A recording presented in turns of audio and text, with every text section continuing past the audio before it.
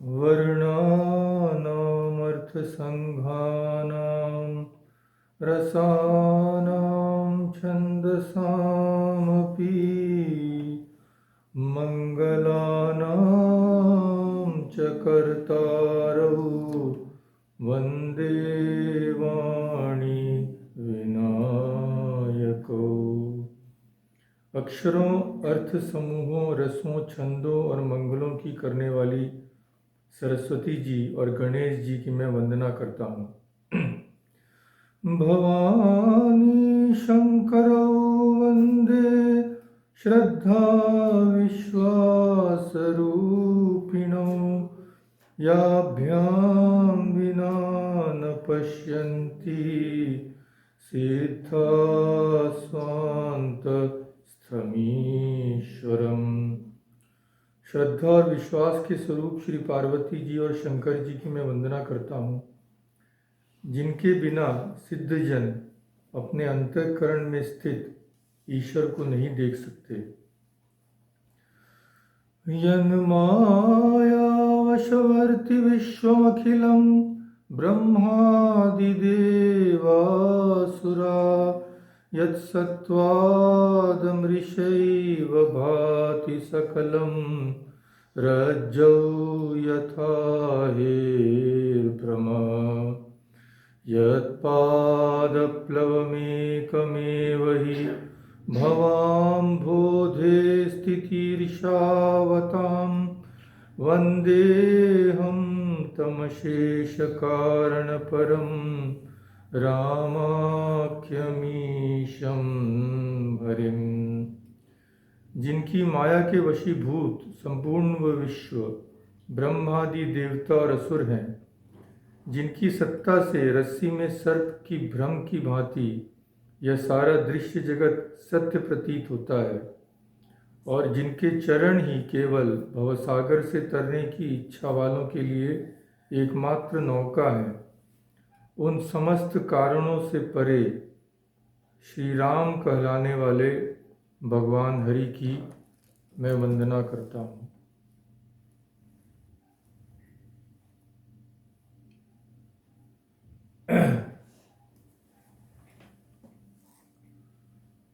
तो आइए चर्चा आरंभ करें। बहुत ही रोचक भी है और गूढ़ भी है। तो संतों की वाणी है, अगर आप रस लेना चाहें तो मैं आप विनती करूंगा कि प्रत्येक बात जो कही जाए उस पर गौर करें, तब आनंद आएगा और बहुत कुछ सीखने को भी मिलेगा।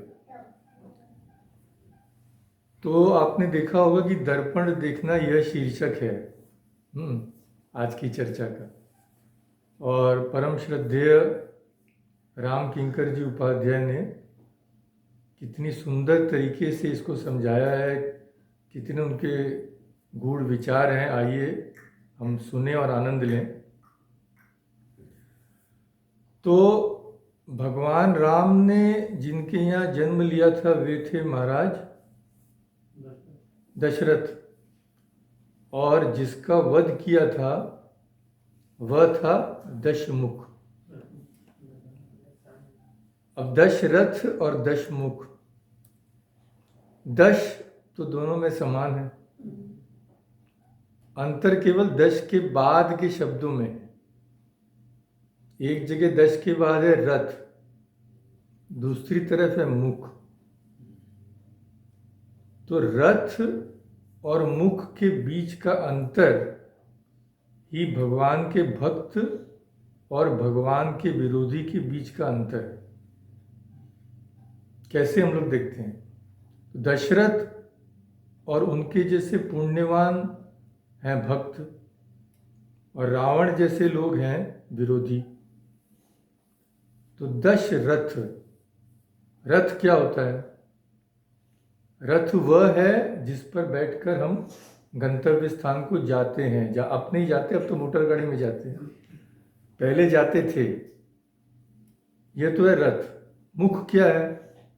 मुख के द्वारा हम और आप भोजन का स्वाद लेते हैं। यहाँ पे मुख से सब इंद्रियों की तरफ संकेत है। नाक से गंध आती है, कान से सुनते हैं। तो अब देखिए 5 ज्ञानेंद्रियां हैं हमारे, जिनसे हम ज्ञान प्राप्त करते हैं। नासिका, जिह्वा, आँख, कान इत्यादि, कर्ण इत्यादि। और कर्म इंद्रिय हम जानते हैं, हाथ, पांव इत्यादि। तो ये 10 हैं। अब ये 10 हम सबके पास बराबर है, सबके पास। ये रावण के पास भी थे, उनके तो और भी थे कि दशमुख में और भी 10 कान 10 नाक थे। तो फर्क क्या है मनुष्य में? जब सबके पास ही 10 इंद्रियां हैं तो फर्क क्या है? फर्क इसमें है कि हम उनका उपयोग कैसे करते हैं। अगर हम समझते हैं कि शरीर और 10 इंद्रियां हमें किसी महानतर वस्तु को प्राप्त करने के लिए दी गई हैं, तब तो हम महाराज दशरथ हैं, महाराज दशरथ जैसे भक्त हैं और भगवान राम के समीप हैं।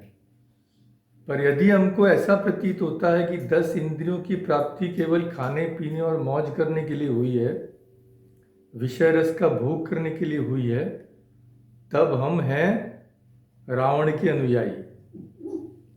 हम बाहर से कुछ भी बोले। तो गोस्वामी जी ने इस चीज पर एक व्यंग्यात्मक गाथा कही। कैसे समझाते हैं? तो अयोध्या कांड के प्रारंभ में क्या होता है, आइए देखते हैं। एक समय सब सहित समाजा, राज सभा रघुराजु बिराजा। सब सहित समाजा, समाज के सहित कौन विराजे? रघुराज विराजे। रघुकुल के राजा दशरथ जी अपने समाज के साथ राजसभा में विराजमान थे। दशरथ जी कैसे थे?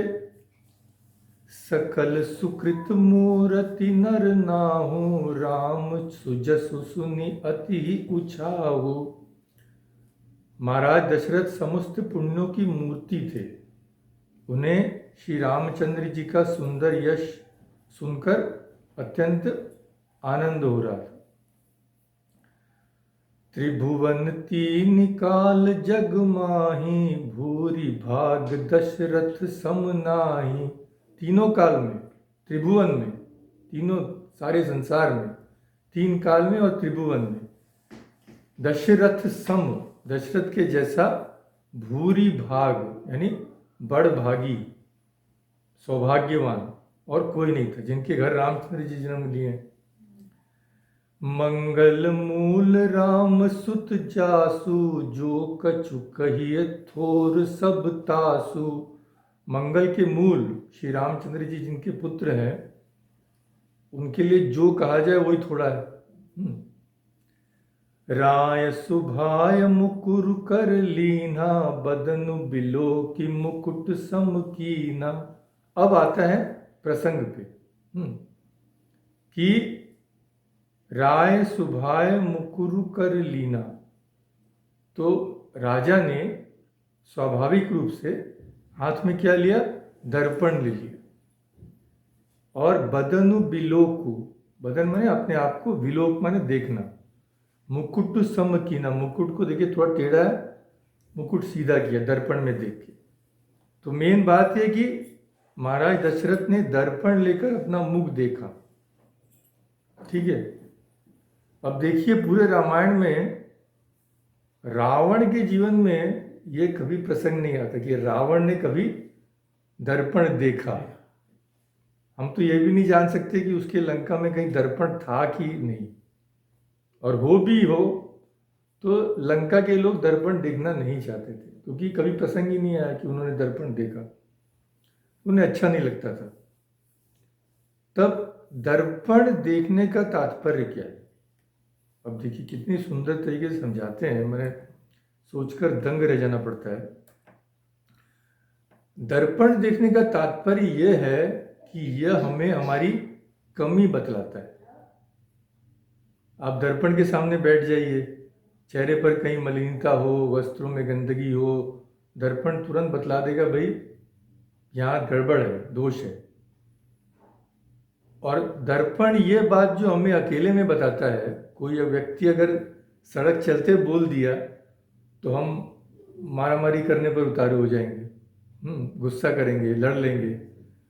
पर वह दर्पण जो दोष दिखाता है और बाहर के लोग जो दोष दिखाते हैं उसमें अंतर है। दर्पण पर हम क्रोध नहीं करते, उसे पटक नहीं देते, उससे तो प्रेम करते हैं। प्रत्येक घर में दर्पण प्यारा होता है। तो असल बात यह कि जो चौराहे पर हमारे दोष बतलाता है वह अक्सर हमें दूसरों की दृष्टि में गिराना चाहता है। पर दर्पण हमारा मित्र है, वह अकेले में धीरे से बता देता है कि भाई बाहर निकलने से पहले जरा ठीक ठाक हो जाओ, ऐसे चले जाओगे तो पता नहीं लोग क्या बोलेंगे। तो हमारे सखा होके हमें बताता है कि भाई ठीक तरह से जाओ ताकि शर्मिंदा ना होना पड़े। तो यह तो शरीर में दर्पण देखना, पर दर्पण की आवश्यकता केवल शरीर के लिए नहीं है, मन के लिए तो यह और भी आवश्यक है। पर यह मन का दर्पण है क्या? तो महाराज दशरथ ने दर्पण में अपना मुख देखा। मुख तो हम भी देखते हैं, पर हमें वह बात दिखाई नहीं देती जो राजा दशरथ को दिखी। कैसे? तो ये तो हमने देखा, राय सुभाय मुकुर कर लीना, बदन बिलोकु मुकुट सम कीना। उसके बाद उन्होंने क्या देखा? श्रवण समीप भये सित केशा। केश, उनके बाल कानों के पास, श्रवण समीप, श्रवण यानी श्रवण इंद्रिय, कान। तो उन्होंने देखा कि कान के पास के जो केश हैं वह सफेद हो रहे हैं। मनुज जरठपन अस उपदेशा। पर ये केश जो सफेद बाल हैं ये कुछ हमें समझा रहे हैं। दशरथ जी ने सोचा ये मुझे कुछ बता रहे हैं। क्या बता रहे हैं? नृप जुवराज राम कह देऊ, जीवन जन्म लाभ की लेहूं। तो जब दशरथ जी ने मुकुट सीधा किया तो उन्हें लगा कि ये जो श्वेत केश हैं ये मेरे को दूसरी चीज बोल रहे हैं। क्या बोल रहे हैं? कि महाराज अब आप मुकुट क्यों सीधा कर रहे हैं? अब आपके तो मुकुट उतारने का टाइम आ गया, समय आ गया, तो आप इसे उतारिए, आप वृद्ध हो चले। और नृप जुवराज राम कह देव, युवराज राम को यह मुकुट दे दीजिए, राम को राजा बनाइए। तो जीवन जन्म लाभ के लिए, इससे आप धन्य हो जाएंगे। तो ये दशरथ जी देख पाए। दूसरे आदमी हम लोग जैसे देखते तो जानते ही हैं आप लोग क्या करते, जाके उसको काला कर लेते। तो यही है जीवन का आत्मनिरीक्षण, जो दर्पण देखने के बाद दशरथ जी को प्रेरणा देता है। क्या प्रेरणा देता है? सत्ता का त्याग कीजिए, अधिकार को त्यागिए और भगवान राम के प्रति जीवन में समर्पण ले आइए। अब समय हो गया है। तो यह है मन का दर्पण देखना। अब महाराज दशरथ तो दर्पण देखते हैं, पर जैसा कि हमने देखा रावण कभी नहीं देखता। इसका क्या तात्पर्य है? तो पहली बार जिन्होंने कथा सुनी थी, नारद जी की कथा, उसमें हमने देखा था कि रावण और कुंभकर्ण कौन थे। रावण और कुंभकर्ण पिछले जन्म में शिव जी के गण थे, रुद्र गण थे। उन्हें एक शाप मिला था, उस शाप के लिए वे असुर होकर उन्होंने जन्म लिया। किसने शाप दिया था? नारद जी ने। तो नारद जी ने क्यों शाप दिया था? क्योंकि उन्होंने नारद जी से कहा था कि भाई जब अपना दर्पण में जाके मुख तो देखो। तब ये रुद्रगण तो रावण और कुंभकर्ण बने। तो रुद्रगण की बात क्या थी? वे खुद अपना मुख दर्पण में नहीं देखना चाहते थे, दूसरों को दिखाना चाहते थे। नारद जी को बोले इसलिए दर्पण में मुख देखो। तो हमने पहले ही देखा, जो स्वयं दर्पण में मुख देखे वह है दशरथ का अनुयायी। जो स्वयं न देखे दूसरों को दिखाता फिरे वह है रावण का अनुयायी। तो ये तो रावण ही बने बाद में गण। तो नारद जी की क्या कथा थी हम जानते ही हैं, पर जो लोग आए हैं नए उनके लिए थोड़ा सा संक्षिप्त में बता दें। तो रुद्रगण ने उन्हें दर्पण देखने क्यों कहा था? हम जानते हैं कि नारद जी के मन में एक बार अहंकार हो गया था कि मैंने सब कामनाओं को जीत लिया है।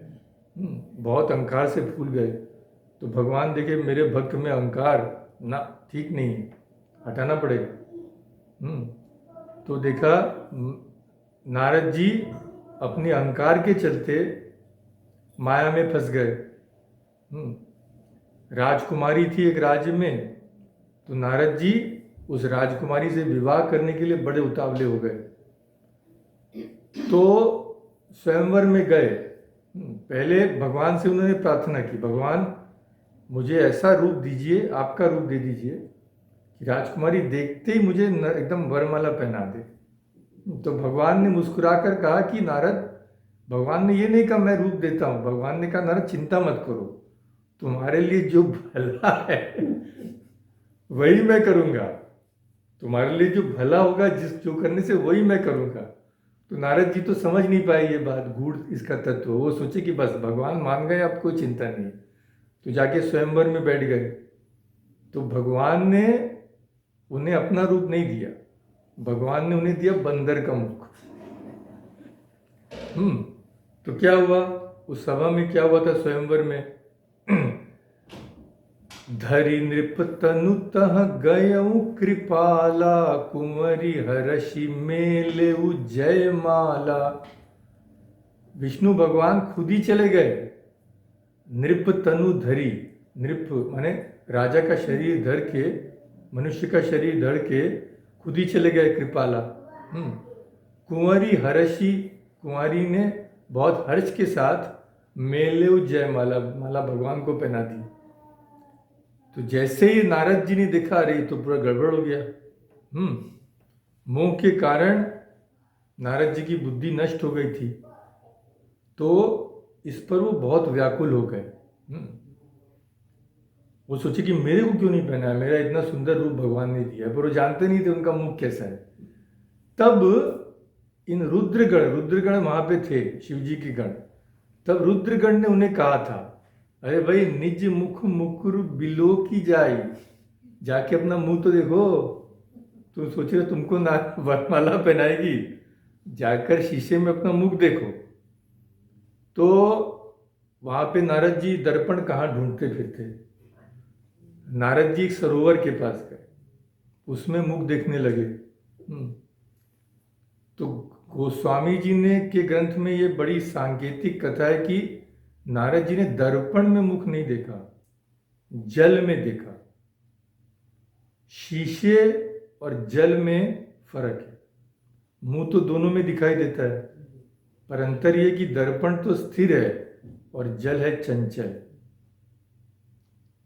शीशे में मुख ठीक दिखाई देता है, पर जल में आकृति ठीक दिखाई नहीं देगी।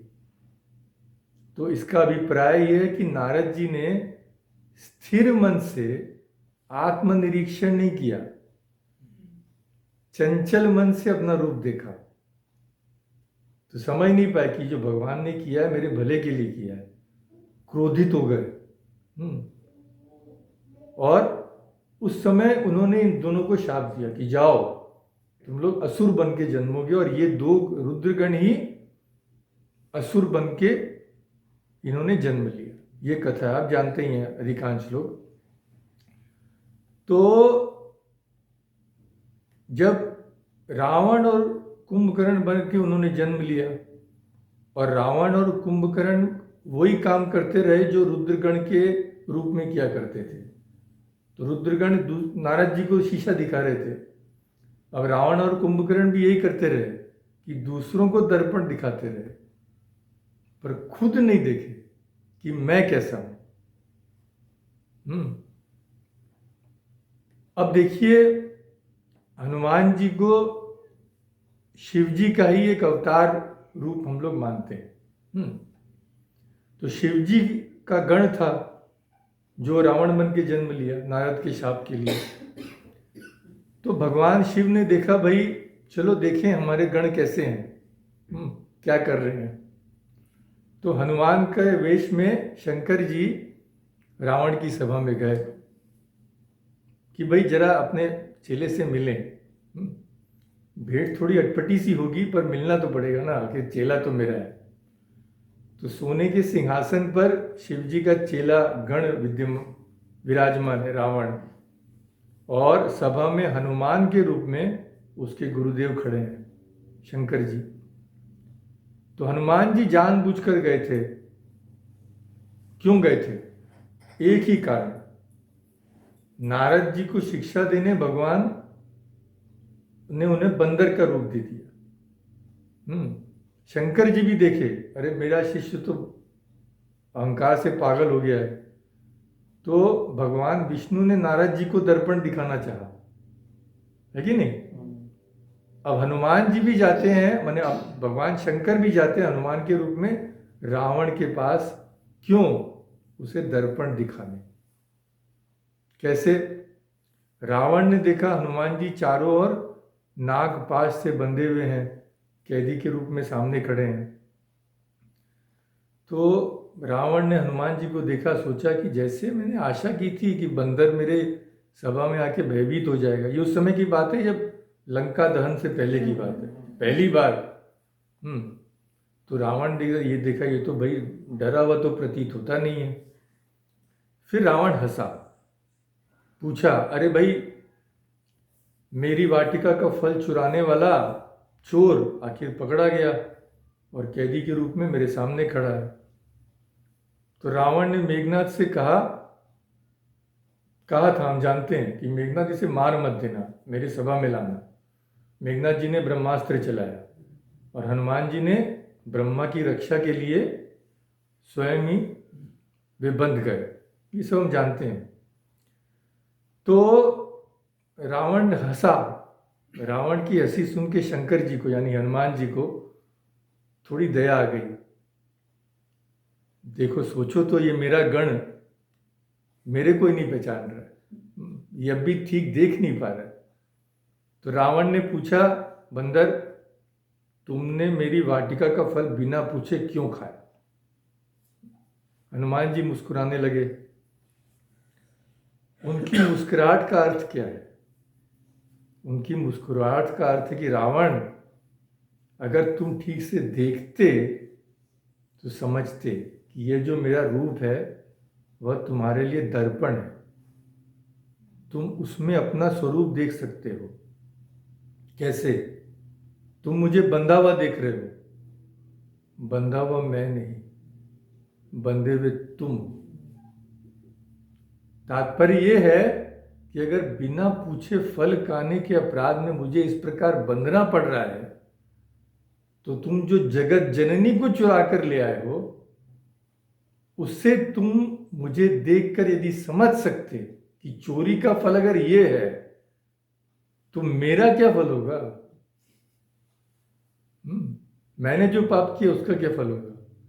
पर दुर्भाग्य है कि तुम मुझे तो चोर के रूप में खड़े देख रहे हो, पर तुम्हें यह नहीं दिखाई दे रहा है कि दरअसल चोर तो इस सिंहासन पर बैठा हुआ है। तुम मेरे को देख रहे हो, तुम अपना मुंह दर्पण में नहीं देख रहे हो। तो रावण ने पूछा, तुमने मेरी वाटिका का फल क्यों खाया? हनुमान जी हंसे, अरे भाई बंदर से क्या पूछ रहे हो, ये कोई प्रश्न है? कोई भी जंतु खाता है जब उसे भूख लगती है। तो हनुमान जी ने कहा, खायो फल प्रभु लागी भूखा। अरे भाई भूख लगी इसलिए खाया। तो इसके ये जो उत्तर है इस पर हम चर्चा करेंगे, वापस आएंगे इस प्रसंग पर। पहले थोड़ा पीछे की ओर चले, जब हनुमान जी ने एक और शख्स को दर्पण दिखाया था। तो हनुमान जी जब लंका में प्रविष्ट हो रहे थे तब एक राक्षसी ने उनका रास्ता रोका था। क्या नाम था उसका? लंकिनी। लंका की रक्षा करना ही उसका कर्तव्य था। तो क्या हुआ? मसक समान रूप कपि धरी, लंकी चले सुमिरी नर हरि। लंक ही चले। तो हनुमान जी ने मसक समान, मच्छर के समान छोटा रूप धरा और रामचंद्र जी का स्मरण करके लंका की ओर चले। लंका के द्वार पर क्या था? नाम लंकिनी एक निशिचरी। निशाचर तो जानते ही हैं, दैत्य लोग। तो लंकिनी नाम की एक दैत्य थी, राक्षसी थी। सो कह चले सी मोहि निंदरी। वह बोली, अरे भैया कहाँ घुस रहे हो? यहाँ जो कोई नहीं घुस सकता है। देख नहीं रहे हो मैं खड़ी हूँ यहाँ पे रक्षा करने के लिए। तो उसने पूछा, बंदर कहाँ जाता है? मैं तो तुझे खाऊंगी। हनुमान पूछा, अच्छा खाओगी? क्यों खाओगी? तुम्हें भूख लगी है क्या? तो इस पर लंकिनी गुस्सा हो गई। बोले, क्या तुम समझते हो कि लंका जैसे समृद्ध नगर में मुझे खाने को नहीं मिलता जो मैं भूखी रहूंगी? मैं तुम्हें इस वजह से नहीं खाऊंगी। तो फिर किस वजह से खाओगी? मेरा एक सिद्धांत है, लंकिनी ने कहा। क्या सिद्धांत है? जाने ही नहीं मरम सठ मोरा, मोर आहार जहां लगी चोरा। बोले, मूर्ख बंदर, तू नहीं जानता कि मोर आहार, मेरा आहार कौन है? चोरा। ये जो चोर हैं वे मेरे आहार। मैंने सिद्धांत बनाया है, मेरे जीवन का उद्देश्य ये है कि मैं चोरों को खाती हूं। तू चोर है, लंका में चोरी करने के लिए घुस रहा है, इसीलिए मैं तुझे खाऊंगी, इसलिए नहीं कि मुझे भूख लगी है। तो अगर लंकिनी बोलती कि भाई मुझे भूख लगी है, खाना चाहती हूँ, तब तो शायद हनुमान जी छोड़ भी देते उसे। पर जब वो बोली कि मैं चोर हूँ, तुम चोर हो इसीलिए खाना चाहती हूँ, तो हनुमान जी ने देखा इसको दर्पण दिखाना पड़ेगा। तो उन्होंने क्या किया? मुठिका एक महाकपि हनि, रुधिर वमत धरणी धन मणि। मुष्टिका माने मुष्टिका। हनुमान जी ने एक जोर से घुसा मारा लंकिनी को, तो रुधिर वमत माने रुधिर की, खून की उल्टी करते हुए वह पृथ्वी पर लुढ़क गई और उसने दर्पण देख लिया।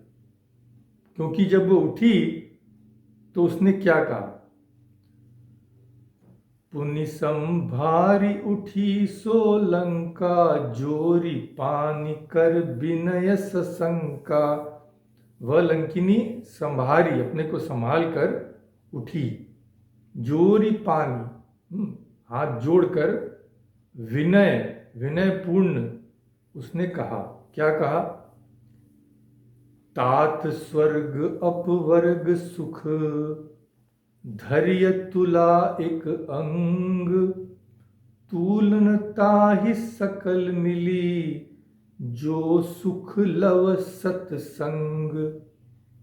हे तात, स्वर्ग अपवर्ग, स्वर्ग और यहां तक कि मोक्ष के सब सुख को भी एक तराजू में तोला जाए। तूल नहीं ताहि सकल मिली, वो सब स्वर्ग अपवर्ग भोग जो भी है सब मिलकर भी दूसरे पलड़े पर रखे हुए उस सुख की बराबरी नहीं कर सकते। किस सुख की? जो सुख लव सत्संगा। जो सुख सत्संग से लाभ होता है उसकी बराबरी स्वर्ग के सुख भी नहीं कर सकता। तो ये तो बड़ी अचरज की बात है। खाई तो मुक्का और हाँ, बात सत्संग की कर रही है। तो सत्संग का अर्थ हम लोग जो समझते हैं भाई गीता भागवत कथा इत्यादि, यह कौन सा सत्संग है। पर लंकिनी की आंखें खुल गई थी, उसने समझ लिया था सत्संग का मर्म क्या है। तो जब लंकिनी ने कहा कि मैं चोरों को खाती हूं, तब हनुमान जी ने उस पर प्रहार किया। हनुमान जी प्रहार करने का क्या अभिप्राय क्या है? लंकिनी, तू झूठ बोल रही है। यदि तू चोरों को खाने वाली होती तो सबसे पहले अपने स्वामी रावण को खाती। और मैं जो चोर का पता लगाने आया हूं, तू तो मुझे उल्टा खाना चाहती है। तू तो चोर की सेविका है। और ऐसे अविवेक पर मैं प्रहार किए बिना नहीं रह सकता। तो जब रावण ने हनुमान जी से पूछा कि भाई फल क्यों खाया, तो हनुमान जी ने सीधा उत्तर दिया, अरे भाई भूख लगी इसलिए खा लिया। अच्छा, खाया तो खाया, मेरी वाटिका क्यों उजाड़ी? तो हनुमान जी ने इसका भी उत्तर दिया। क्या उत्तर दिया? खायूं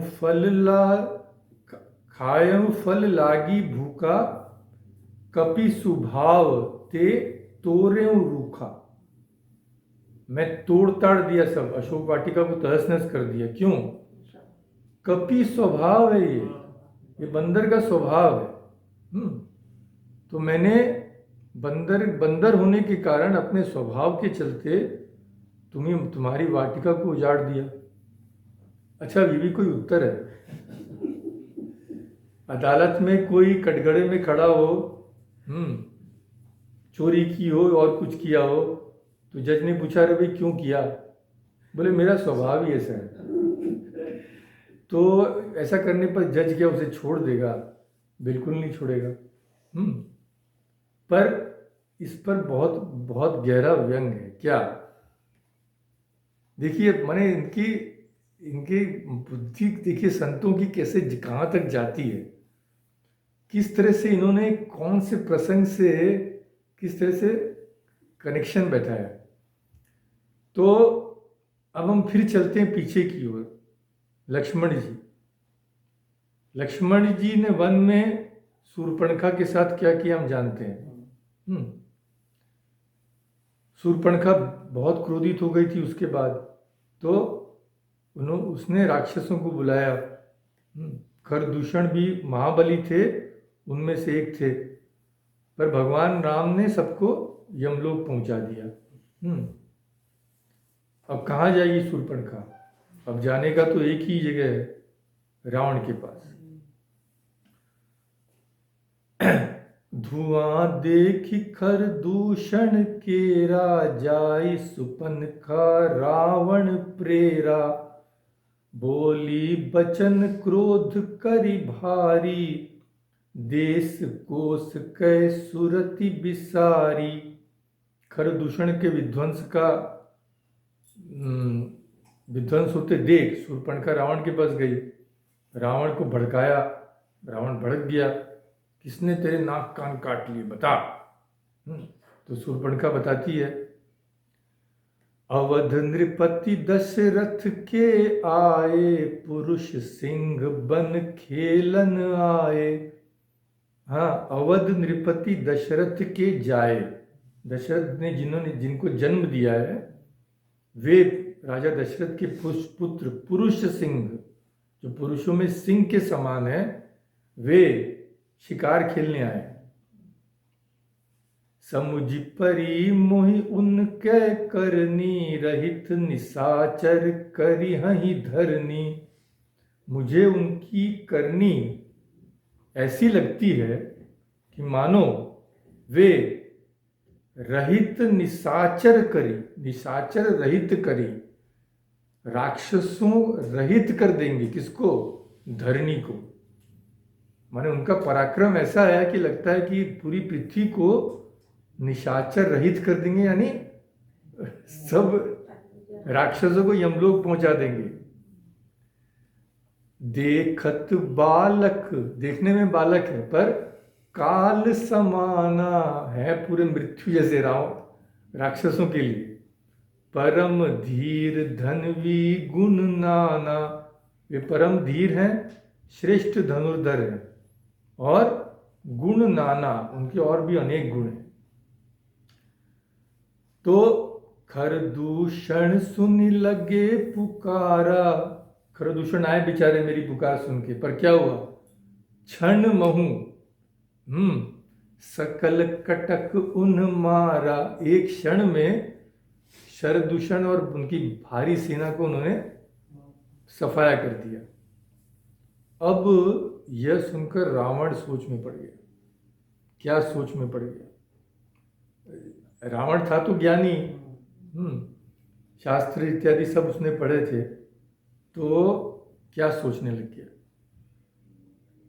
सुर नर असुर नाग खग माही, सुर माने देवता, नर, असुर, नाग, खग, माही, इन सब के बीच, सब में मोरे अनुचर कह को नाही, ऐसा कोई भी नहीं जो मेरे सेवक को भी पा सके।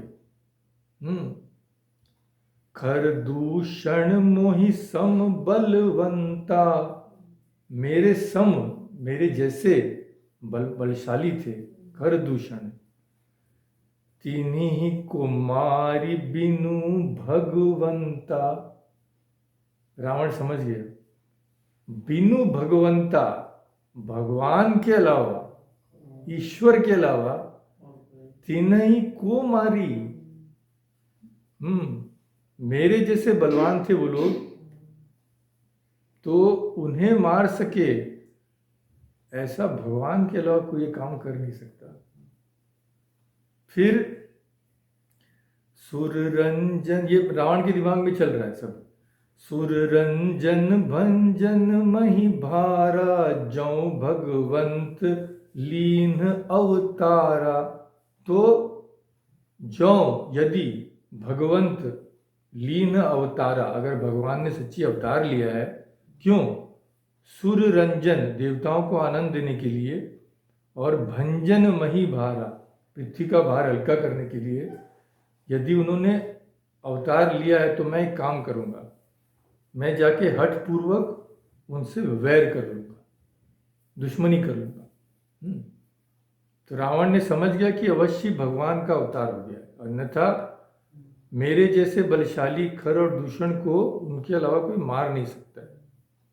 तब एक क्षण के लिए रावण का विवेक जागृत हुआ। विवेक ने रावण से क्या कहा? रावण, ईश्वर आ गए हैं, अब सब छोड़ो, उनकी शरण में जाओ, भजन करो, तुम्हारा कल्याण होगा। पर रावण ने विवेक की बात नहीं सुनी। उसने क्या कहा? उसने, जो हम लोग करते हैं, कोई ना कोई एक्सक्यूज देना। क्या कहा उन्होंने? होई भजन न तामस देहा, तामस देह, मेरा जो शरीर है तामसिक है, इस शरीर से भजन होगा नहीं, तो मैं भजन तो नहीं करूंगा, उनसे वैर कर लूंगा। अब देखिए किसका कनेक्शन किससे बैठाते हैं। हनुमान जी ने क्या कहा? शंकर जी ने हनुमान के रूप में क्या कहा कि भाई मेरा स्वभाव है, तो मैंने तोड़ दिया, अशोक वाटिका तहस नहस कर दी, इसमें मेरा दोष कहाँ है? तो ये तो कोई एक्सक्यूज नहीं है। पर क्यों हनुमान ने कहा? बोले रावण, मैं तुम्हारी बात ही तुमसे कह रहा हूं कि तुमने क्या कहा था स्वयं से कि भगवान तो आ गए हैं पर मेरा स्वभाव ही खराब है, तो मैं भगवान की शरण में नहीं जा सकता। तो हनुमान जी क्या कहना चाहते हैं कि रावण, तुम्हारे जैसा वेदों का पंडित, पुलस्त्य कुल का नाती यदि अपने स्वभाव को नहीं जीत सकता, तो तुम कैसे आशा कर सकते हो कि मेरे जैसा बंदर अपने स्वभाव को जीत लेगा? जब तुम अपने स्वभाव से इतने लाचार हो कि भजन नहीं कर सकते, तो तुम मेरे से अपेक्षा रखते हो कि मैं अपने स्वभाव को बदल लूंगा? तो रावण दूसरे के स्वभाव को बदलने के पहले अपने स्वभाव को तो देखो। दूसरों पर चोरी का इल्जाम लगाने के पहले अपनी चोरी पर तो दृष्टि डालो। पर रावण कहाँ डालने वाला था? रावण बहुत बिगड़ा, क्रोध में बोला, अरे मूर्ख बंदर, तू जानता नहीं मैं कितना ज्ञानी हूं, कितना बड़ा ज्योतिषी हूं, तू मुझे क्या उपदेश दे रहा है? देख तेरे पास कौन खड़ा है। ये रावण बोल रहे हैं हनुमान जी को। मृत्यु निकट आई खल तो ही, अरे खल, अरे दुष्ट, मृत्यु निकट आई, तेरे मृत्यु निकट आई है। हनुमान जी ने देखा, हाँ उन्हें मृत्यु दिख गई, तो उन्होंने बोला, हाँ रावण तुमने ठीक ही कहा है, मृत्यु तो आ गई है, पर रावण तुम बहुत बड़े हो, मृत्यु को तो आज तक कोई देख नहीं सका, तुमने तो देख लिया मृत्यु को, पर तुमने एक चीज नहीं ठीक समझी। तुम्हारा दुर्भाग्य ये है, तुम ये न समझ सके कि मृत्यु किसे खाने के लिए खड़ी है। तुम समझ रहे हो कि वो मुझे खाने के लिए खड़ी है, पर दरअसल आई है तुम्हें अपना ग्रास बनाने। तो हम भी समझते हैं कि भाई मरेगा तो दूसरा मरेगा, हम थोड़ी मरेंगे। हम तो हजारों साल तक पुत्र पौत्र पड़पौत्र को लेके स्वस्थ रूप से चाउमीन खाते रहेंगे, पिज्जा खाते रहेंगे। तो अगर मृत्यु असंभावी है तो दूसरों को मृत्यु का डर दिखाने के पहले व्यक्ति यह विचार करके देखे कि स्वयं उसके पास भी मृत्यु खड़ी है। और यहाँ तो मृत्यु केवल आज्ञा की प्रतीक्षा में कि भगवान की आज्ञा मिले और रावण को निगल ले। तो रावण का सदा से यही दुर्भाग्य रहा कि उसने सारे सत्यों को तो जाना, पर अपने लिए नहीं। वह दर्पण तो था, पर अपने खुद के देखने के लिए नहीं, केवल दूसरों को दिखाने के लिए। तो रावण यानी ऐसे लोग जो दूसरों को दर्पण दिखाते फिरते हैं। तो ये तो एक पक्ष हो गया।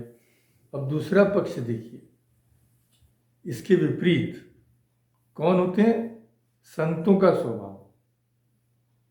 तो हनुमान जी की बात, हनुमान जी के सोचने का ढंग इससे पूरा उल्टा है।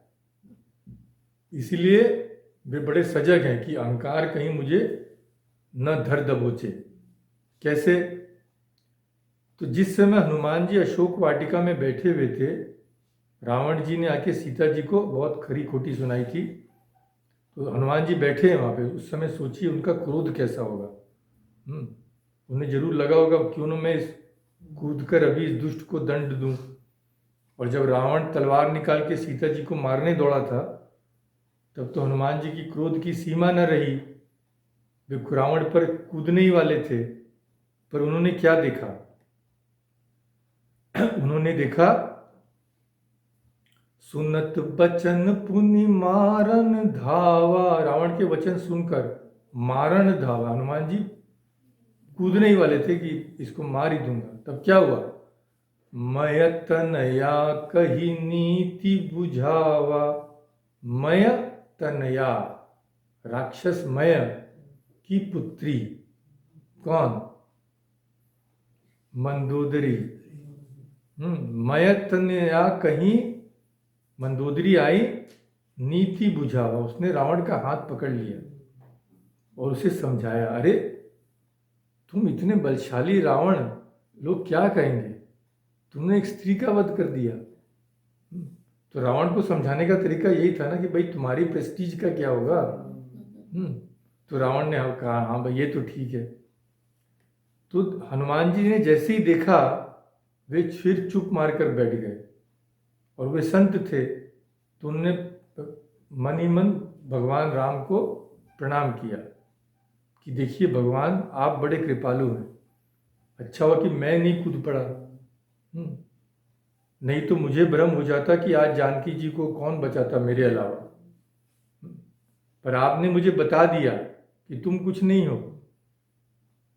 बचाने वाला अगर मेरी इच्छा से आएगा तो रावण के घर से भी आएगा, है कि नहीं? तो आपकी कितनी महान कृपा है कि यह सत्य आपने मुझे बता दिया। तो हनुमान जी शांत हो गए। अब और भी देखिए, रावण चला गया, जाते जाते राक्षसियों को आज्ञा दे गया कि सीता जी को डराओ। राक्षसियां डराने लगी। फिर हनुमान जी को चिंता हुई, प्रभु ये क्या कौतुक है, एक दुष्ट तो गया पर ये अनेक दुष्टाओं को छोड़ गया। अब मैं कैसे सीता जी से मिलूं? पर फिर उनके अहंकार को चोट पहुंची। कैसे? उन्होंने देखा एक राक्षसी में से ही एक, क्या नाम था? सब फिर क्या? ना सब जीरो, लड्डू, अंडा। राक्षसी का नाम था त्रिजटा। ओह, त्रिजटा। हाँ, तो त्रिजटा ने कहा कि त्रिजटा बोल रही है, रावण हनुमान जी सुन रहे हैं, क्या बोल रही है? यहाँ एक बंदर आया है। कैसे पता चला उसे? जब हनुमान जी ने उनके मुख से सुना कि त्रिजटा ने कहा मैंने एक सपना देखा है कि यहाँ एक बंदर आया, तो हनुमान जी चौंक पड़े।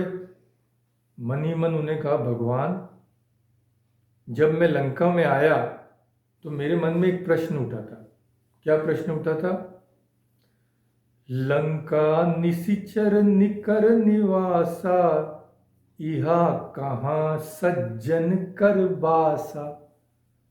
रावण, ये लंका तो निश्चर का निवास है, राक्षसों का निवास है। यहाँ कहाँ सज्जन कर वासा, सज्जन मुझे यहाँ कहाँ मिलेंगे, भगवान के भक्त कहाँ मिलेंगे? तो मेरे मन में ये आया था, पर आपने मुझे बता दिया। हनुमान, तुमसे बड़े संत भी लंका में हैं। सचमुच यहाँ तो इतने बड़े संत हैं कि जो मेरे आने की बात सपने में देख लेते हैं, हनुमान जी ने सोचा। पर और भी हनुमान जी चौंके जब त्रिजटा ने और कहा। क्या कहा? त्रिजटा नाम राक्षसी एका, राम चरण रति निपुण विवेका। त्रिजटा एक राक्षसी होने पर भी महान भक्त थी। उसकी श्री रामचंद्र जी के चरणों में प्रीति थी और वह ज्ञानी थी। तो उन्होंने सबको अपना स्वप्न सुनाया। सब नौ बोली सुनाए सी सपना, सीत ही से करहु हित अपना। तो उसने सबको बुलाया, राक्षसियों को, और अपने सपने की बात बताई कि ये यहाँ पे एक बानर आएगा और सपने बानर लंका जारी, लंका को जला देगा। जातु धान सेना सब मारी, राक्षसों की सेना को मार देगा। त्रिजटा सब जान गई है कि बंदर आ गया है और लंका को जलाएगा। अब हनुमान जी फिर एकदम विनयपूर्ण बोले कि भगवान, मैं समझ गया हूं कि मेरे ऊपर जो कृपा थी उसके ज्यादा तो आपने त्रिजटा पर कृपा की है। लंका में जो मुझे लंका जलाना है, ये मुझे आपने तो कहा नहीं था। तो ये तो त्रिजटा के द्वारा आपने मुझे कहलाया है। मुझे तो पता ही नहीं था कि मुझे लंका भी जलाना है। तो त्रिजटा राक्षसियों को हटा देती है। फिर हनुमान जी सीता जी के पास जाते हैं, ये तो हमें पता ही है। फिर नागपाश में बनकर रावण की सभा में जाते हैं, जो हमने देखा। तो हनुमान जी को लगा कि जब भगवान ही हर क्षण मेरी रक्षा करने वाले हैं, तब बंद ही जाओ ना, क्या है, चिंता क्या है। तो बंद कर भी देखें भाई, मजा ले लें थोड़ा, जाके अपने चेले से रावण से भी मिल लें। तो सभा में रावण ने कहा, मार डालो इस बंदर को। इतने में विभीषण जी आ गए। बोला कि नहीं नहीं, बंदर को, दूध को मारा नहीं जाता, बंदर को मारा नहीं जाता है। तो रावण ने कहा, ठीक है भाई, इसे मृत्युदंड मत दो।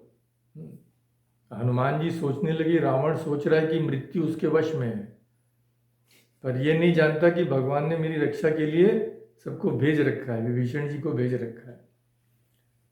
हनुमान जी को फिर आनंद आया। कब आया? जब रावण ने कहा इसे मृत्युदंड तो नहीं देंगे पर दंड अवश्य मिलेगा। क्या दंड मिलेगा? हम जानते हैं उसने क्या कहा। बोले इसकी पूंछ में कपड़ा लपेटो, घी तेल पूरा लगा दो अच्छे से, और फिर आग लगा दो। तो रावण जी ने फिर भगवान को प्रणाम किया तीसरी बार।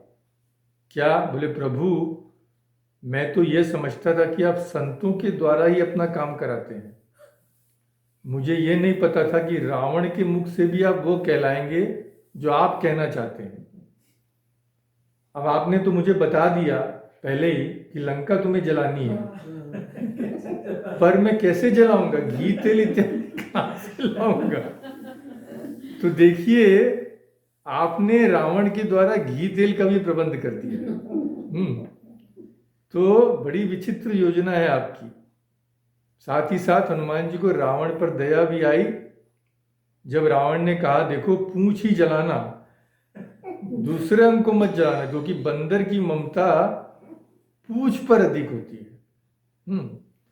कपि के ममता पूंछ पर, सब ही कहूँ समुझाई, तेल बोरी पट बांधी पुनी, पावक देहु लगाई।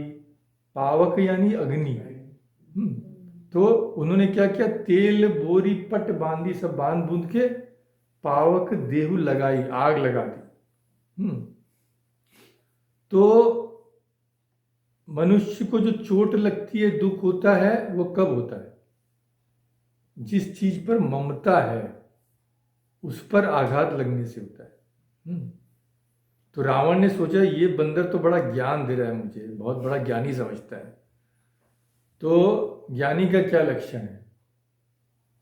अब रामचरितमानस में पहले शरद ऋतु का वर्णन करते हुए श्री राम लक्ष्मण जी से कहते हैं, क्या कहते हैं? ज्ञानी के क्वालिटीज के बारे में। रस रस सूख सरित सर पानी, ममता त्याग करहि जिमि ज्ञानी। शरद ऋतु में क्या होता है? नदियों और तालाबों का जल सूखता है।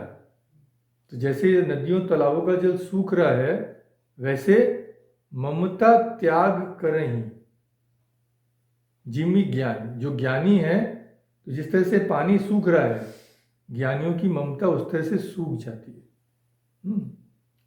तो रावण मानो कह रहा है कि ज्ञानी तो ममता का त्याग करता ही है ना, तो अब ये बड़ा ज्ञानी मेरी सभा में आया है, तो जो थोड़ा बहुत इसमें ज्ञान है मैं वो भी हटा दूंगा। क्यों? इसकी जिसमें ममता है मैं वो जला देता हूं, तो ये ममता रहित हो जाएगा और पूर्ण ज्ञानी बन जाएगा। तो हनुमान जी ने क्या कहा, क्या किया? बाड़ी पूछ कीन्ही कपि खेला, रहा न नगर बसन घृत तेला। वसन मानी कपड़ा, घृत घी, तेल तो जानते ही हैं। तो बाड़ी पूछ, उन्होंने पूछ को इतना बढ़ा लिया, उसमें इतना घी कपड़ा लगने लग गया कि नगर में कपड़ा घी तेल रहा ही नहीं। और हम जानते हैं उन्होंने पूछ को पहले बढ़ाया फिर कमाया। तो उन्होंने रावण को क्या शिक्षा दी? रावण, तुम तो दूसरों की ममता मिटाना चाहते हो ना, पर मैं पूछ को घटाना भी जानता हूं, बढ़ाना भी जानता हूं। मैं ममता को फैलाना भी जानता हूं, पर समेटना भी जानता हूं। पर तुम ममता को केवल फैलाना जानते हो, समेटना नहीं जानते। तो क्या इसका परिणाम क्या होगा? जलेगी तुम्हारी ममता, मेरी नहीं।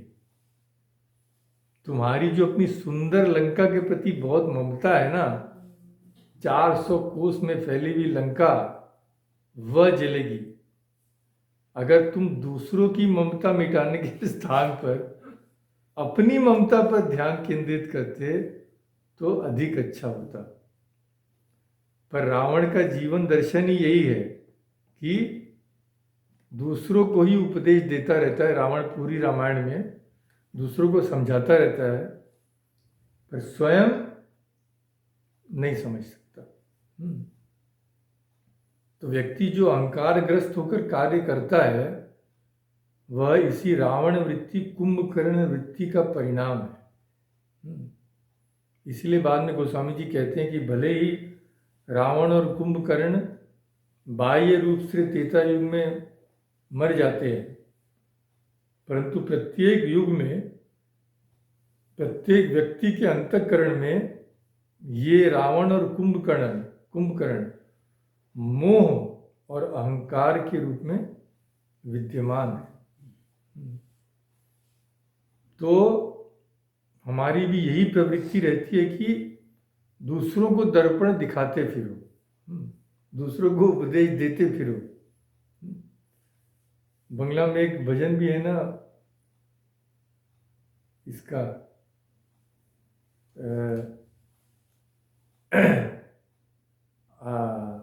সকল কাজে পাই হে সময় তোমায় ডাকিতে পাই। उसमें लास्ट लाइन है,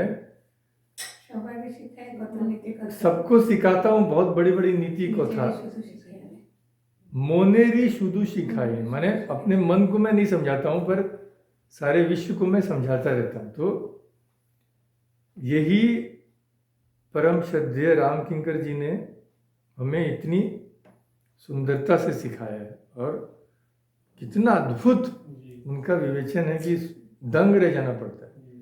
उनकी स्मृति शक्ति, उनकी मेधा, जो हम पढ़ते तो हैं पर इस तरह का गंभीर ये साधारण मनुष्य द्वारा संभव हो ही नहीं सकता।